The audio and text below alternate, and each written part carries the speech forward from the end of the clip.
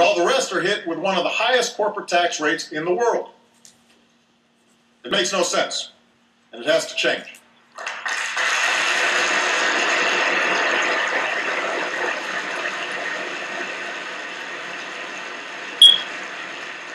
So tonight I'm asking Democrats and Republicans to simplify the system. Get rid of the loopholes, level the playing field, and use the savings to lower the corporate tax rate for the first time in 25 years without adding to our deficit. It can be done.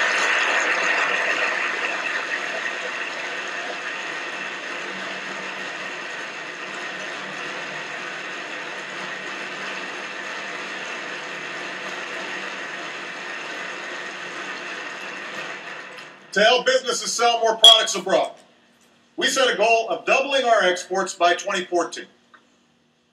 Because the more we export, the more jobs we create here at home. Already our exports are up. Recently we signed agreements with India and China that will support more than 250,000 jobs here in the United States. And last month we finalized a trade agreement with South Korea that will support at least 70,000 American jobs. This agreement has unprecedented support from business and labor, Democrats and Republicans, and I ask this Congress to pass it as soon as possible.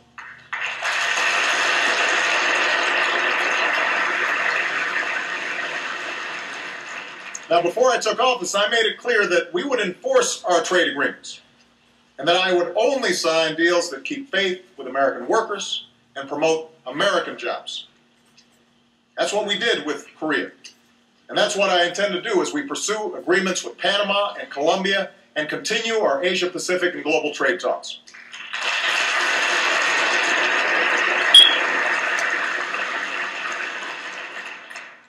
To reduce barriers to growth and investment, I've ordered a review of government regulations. When we find rules that put an unnecessary burden on businesses, we will fix them.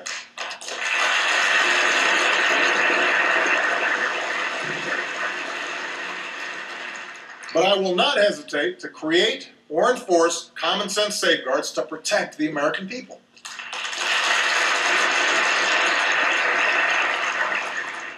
That's what we've done in this country for more than a century.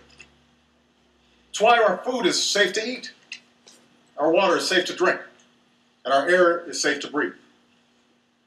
It's why we have speed limits and child labor laws. It's why last year we put in place consumer protections against hidden fees and penalties by credit card companies, and new rules to prevent another financial crisis. And it's why we passed reform that finally prevents the health insurance industry from exploiting patients.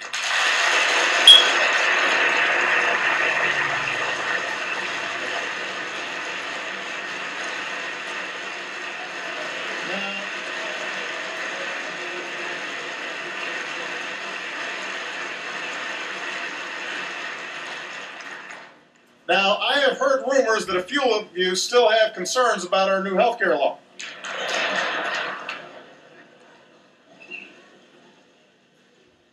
So let me be the first to say that anything can be improved.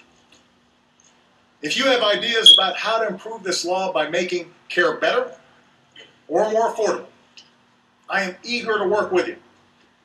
We can start right now by correcting a flaw in the legislation that has placed an unnecessary bookkeeping burden on small businesses.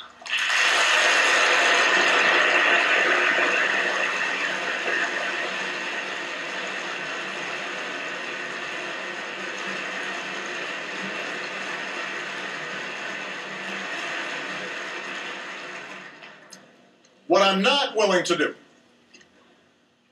I'm not willing to do is go back to the days when insurance companies could deny someone coverage because of a pre-existing condition.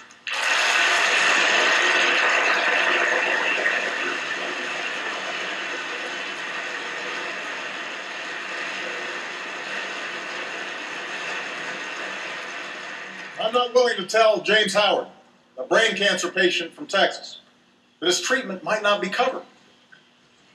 I'm not willing to tell Jim Houser, a small businessman from Oregon, he has to go back to paying $5,000 more to cover his employees.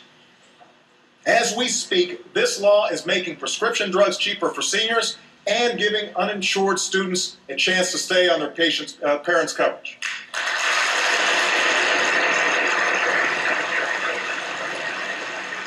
So I say to this chamber tonight, instead of refighting the battles of the last 2 years, let's fix what needs fixing and let's move forward.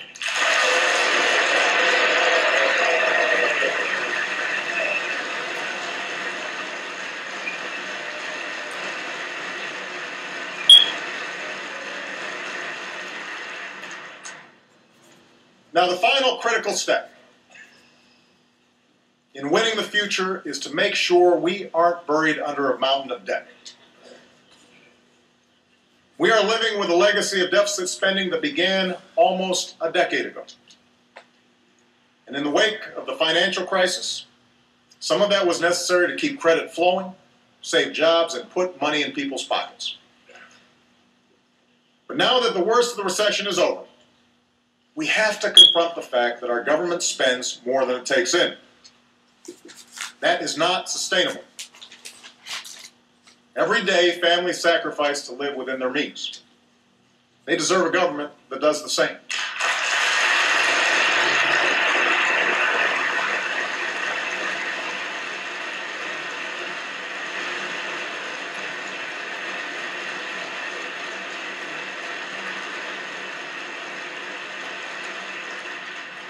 So tonight, I am proposing that starting this year, we freeze annual domestic spending for the next 5 years.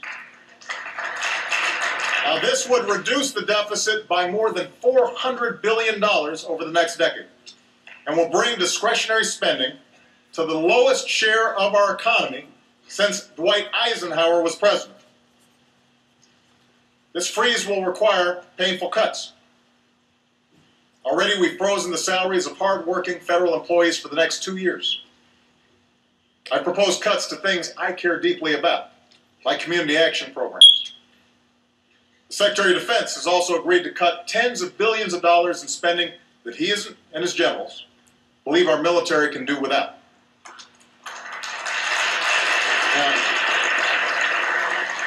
I recognize that some in this chamber have already proposed deeper cuts. And I'm willing to eliminate whatever we can honestly afford to do without.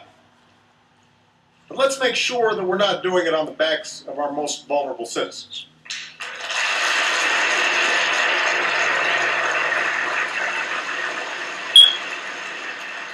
And let's make sure that what we're cutting is really excess weight. Cutting the deficit by gutting our investments in innovation and education is like lightening an overloaded airplane by removing its engine. It may make you feel like you're flying high at first, but it won't take long before you feel the impact. Now, most of the cuts and savings I proposed only address annual domestic spending, which represents a little more than 12% of our budget. To make further progress, we have to stop pretending that cutting this kind of spending alone will be enough. It won't.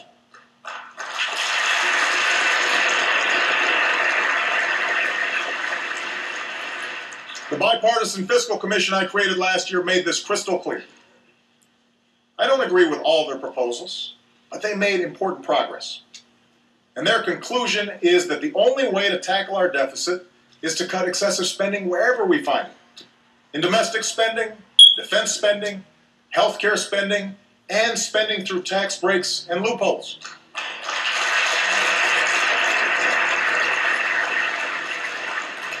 This means further reducing healthcare costs, including programs like Medicare and Medicaid, which are the single biggest contributor to our long-term deficit. The health insurance law we passed last year will slow these rising costs, which is part of the reason that nonpartisan economists have said that repealing the health care law would add $250 billion to our deficit. Still, I'm willing to look at other ideas to bring down costs, including one that Republicans suggested last year: medical malpractice reform to rein in frivolous lawsuits.